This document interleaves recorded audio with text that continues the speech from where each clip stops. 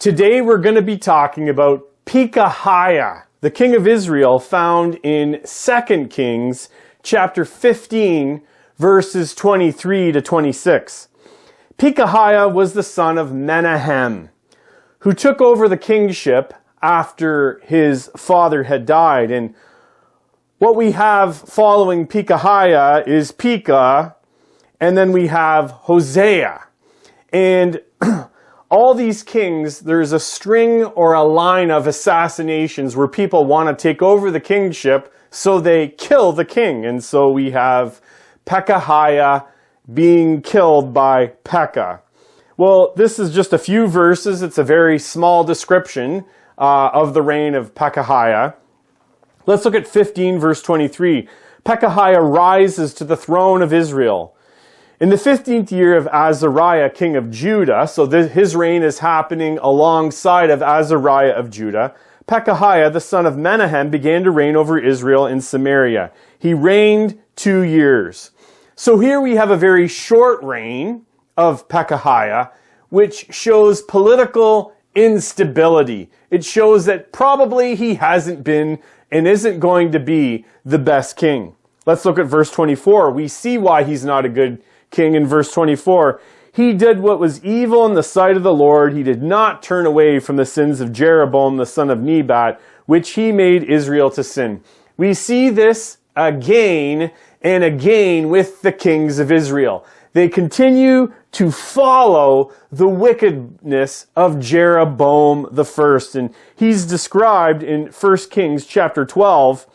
It's the idolatry. It's the false worship of gods that do not exist.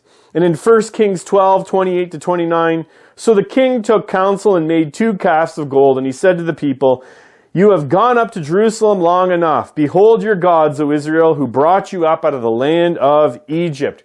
It sounds very similar to what Aaron does when Moses is on the mountain. And these 2 calves, Jeroboam set up, one in Bethel and one in Dan. And the reason for the political instability during the reign of Pekahiah is because Israel was acting in extreme wickedness and idolatry. Well, we have the assassination of Pekahiah in 2 Kings 15:25.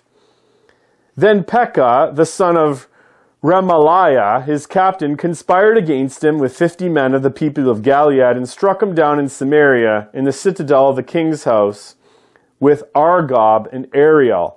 He put him to death and reigned in his place. Pekahiah is struck down by Pekah, his captain. And then we have the very quick summary of the reign of Pekahiah, the rest of his deeds. This is verse 26, and all that he did, behold, they're written in the books of the Chronicles of the kings of Israel. And we really want to think about 2 things as we think about Pekahiah. First, we see the dangers of idolatry. We see the danger of serving false gods and worshiping the Lord in improper ways. Israel had a habitual practice of following the direction of Jeroboam the first and persisting in idolatry, the worship of these golden calves, which did not work out well for Israel in the book of Exodus, and it didn't work out any better for the nation of Israel. This was a clear violation, not only of the first commandment, that you're not to have any gods before the Lord, but it's a violation of the second commandment of idolatry. We're called to worship the Lord alone and worship the Lord in the manner in which He commands us to worship Him. The Lord is a holy God. He punishes sin. He brings His justice to those who walk in rebellion.